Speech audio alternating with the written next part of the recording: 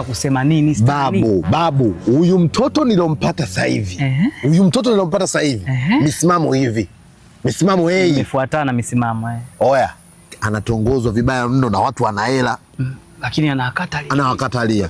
Message DM ajibu. Stani. Wewe? Stani, usimwamini mtu hivyo. Wewe, juzi sasa mimi ndo nimeogopa. Kuna mheshimiwa kamfuata DM. Kamkatalia.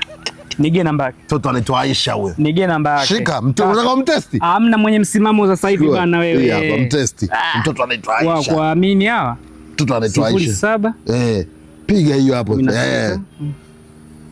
Mpigie. Mtoto anaitwa Aisha. Ngoja. Chiki imesimama kama nungunungu. Weka laudi. Niweke wisi. Hello? Yes, hello. Mambo vipi? Anaongea na nani? Na sisi nimekosea namba, hii sauti imekuwa tofauti kabisa. Ulikuwa unamtafuta nani? Kuna dada mmoja nilikuwa namtafuta. Mimi niko hotelini hapa, nilikuwa nimeongea naye jambo fulani kidogo la private.